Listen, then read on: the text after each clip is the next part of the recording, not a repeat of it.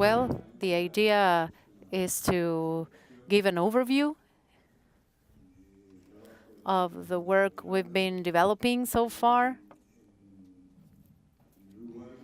In Uruguay, we have a national program at the ministry, which refers to palliative care. Dr. Gabriela Pires is the one who gears this unit. We have a wide participation of the Uruguayan Society of Palliative Care. Dr. Rita Rafos is also here, chairs this office. And we have a history that goes back to 1985, where somehow the first activities on palliative care started. It was not until 2008 where there was a health reform through the laws, which included this concept of obligations that the institutions which are part of the system have regarding the provision of comprehensive services to the users. Subsequently, there is also a legal framework which sets forth the rights and obligations of users, and it works by engaging the users in this area. In 2013, he corrects himself, there's the ministerial policy which started on palliative care. In 2015, the health objectives, the national health objectives, were incorporated to the palliative care standard. The health plan concretely defines a series of goals, health goals, and somehow sets out the priorities on health matters. And it creates goals on the long-term health service provision, including prevention, assistance, and rehabilitation, and also palliative care. This roadmap, just to call it somehow, was created then to define this health plan, which will guide, if you will, our health policies in Uruguay. These are the critical problems being prioritized, stemming from work with the assistance of social associations and the academia. The critical problems are then defined, and this is the third strategic objective in improving access and healthcare throughout the course of life. There's a series of goals and objectives for all the important problems that the country has. We mentioned before that as a country with an aging population, it has a high prevalence of non-communicable diseases, and this is accounting for 75% of morbidity and mortality in the country, so definitely the elderly are carrying more chronic diseases, and naturally a comprehensive healthcare has to be included to deal with this problem. With a strong medicalization proposal, there is a culture of medicalizing, if you will, the healthcare policy, and somehow this determines a high demand of drugs and procedures, and very expensive ones, by the way, where we need to incorporate the need to make more progress. Since at this distance and here at the event, I know that you are all of you aware of this big challenge that we still have ahead of us. You know how high the medicalization of patients is, irrespective of the price, and sometimes we don't even have an instance to discuss all of these topics. Well, we have a long list of issues that are part of our agenda. Many of these issues have already been dealt with by other speakers, but it has to do with an issue of general culture, of information, of the makeup of networks, and also optimizing the pharmaceutical presentations of opioids, mainly. Regarding the political distribution, all the departments of the country have some type of palliative care provision. The 43 members of the system have different levels of development, or are at different levels of development, but they have teams who work on this issue. The ones who are responsible for the departmental units are communicated with the different suppliers to monitor the functioning of these processes. And in particular, we still have some agreements with some of them, meaning that there are some arrangements that lead to having more efficiency in some instances and more synergy in the activities they develop, which is, of course, substantial, is to have interdisciplinary teams in the more remote areas where sometimes it's hard to gear our activities, which are so important. We have created teaching units on palliative care at medical school, which of course works in different hospitals. And resource forming institutions are part of this effort. We've been working at the professional network. They share information and they receive mutual support. Of course, these teams need to receive support. That's a fact. And this is something which is complex in nature. And this is someone that we always say, we have to look after the caregivers. We have to care for the caregivers and train them. And if it's a regulatory aspect, we've been working on the changes in the presentation, unsafe presentations of some opioids with different presentations. And this created insecurity and also the possibility of getting intoxicated. So we have made a lot of progress on these areas, and these are the outcomes that we have achieved. In terms of the population requiring palliative care, 50% of them already have access by way of their different public and private providers. There's an unequal development level. Not all of them have the same level of strength, but this has gone from very low levels to 40 or 50%, which is something that we need to surpass if we work on this line even more. We have still room for improvement with a series of activities which have been developed so far.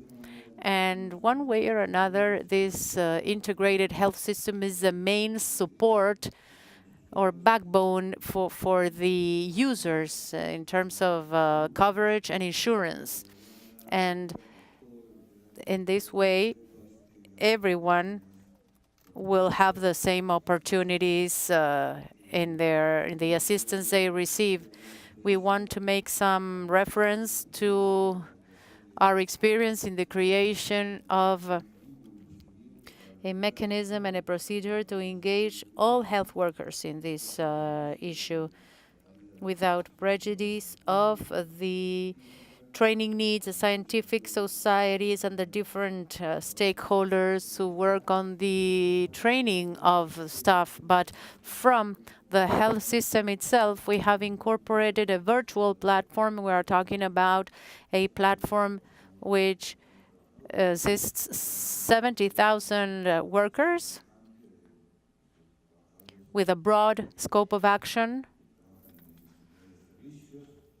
working in service areas, operations, professionals who belong to different specialties and experts on different specialties. The whole health team is engaged in a virtual training activity, and remotely they have been trained to be part of these technologies. The content is prepared by the Ministry of Health together with its own staff at a very reduced and low cost, and access is being granted through any IT tool. The content has to do with those issues that we consider important in our world today: humanization of healthcare, ethics, safety and security, and the quality of healthcare, conflicts of interests, and palliative care. We have included in this training the gross of public and private workers, and also a series of topics which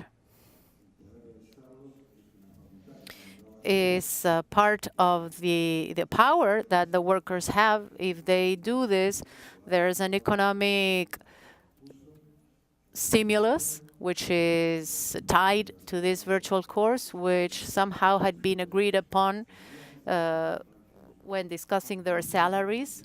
This is related to their salaries because it's something fundamental they need to do, and we have incorporated palliative care in this type of training as well. This is a tool which is now in its third edition.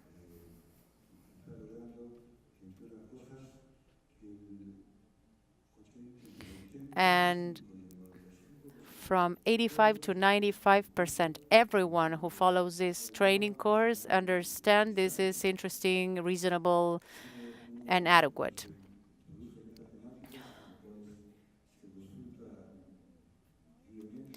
When consulting those people who undergo these courses and achieve this standard, they say this is something that enables them to get better, to want to get better, and this is being accepted by these groups. I don't know if this activity on palliative care that includes palliative care for adults and children is part of Module 3 named Person-Focused Care activity, which is mandatory, and in one of the 6 activities which are chosen, the right to have timely consultations on palliative care. Now we present very shallowly the format and material of the course.